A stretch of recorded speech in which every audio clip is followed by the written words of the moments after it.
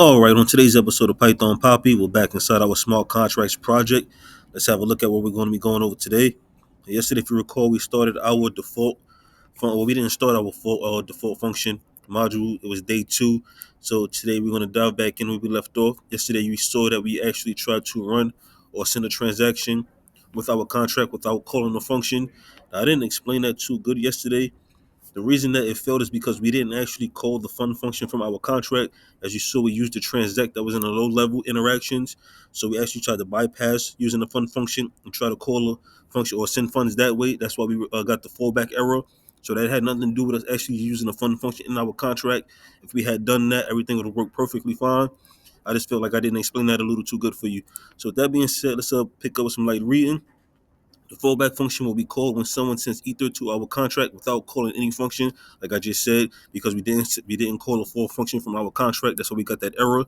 We were attempting to try to use send ether without calling that fallback function. We just used the transact button. So in Vyper, we can define the fallback function using the default decorator.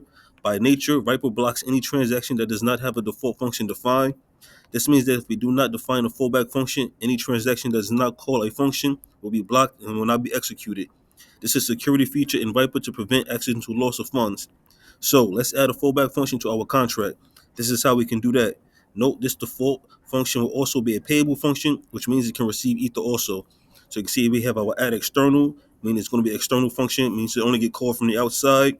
Here's our add payable. Here's how we're going to actually start our default function. You can see here we have a define, dunder, default dunder. Right now we're just going to put a pass there. We're not going to actually going to define it. Now notice that for now we are just using the pass statement. But if we wanted to send funds to our contract now, we can do that by sending ether to the contract address without calling any fund function.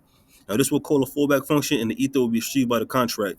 So with us just having this little piece of code right here, we can actually go back into the Remix IDE and actually hit that transact button again, and it should go through fine without any error. We're actually going to go over that tomorrow. So I'm going to stop right here so we don't move too far ahead and get lost. So yeah, just look out for that tomorrow. Like I said, I don't want to get you guys confused. The reason that we got an error is because we tried to bypass using the fund function in our contract by going directly to the transact button. But with this default fallback function here, we should be able to still use that transact button and not get an error when we try to send funds to the contract. But again, we'll go over that tomorrow when we get back in the Remix IDE and I can show you live. Of course, I will keep you posted every step of the way. For now, this is the Python Papi. You guys stay Gucci.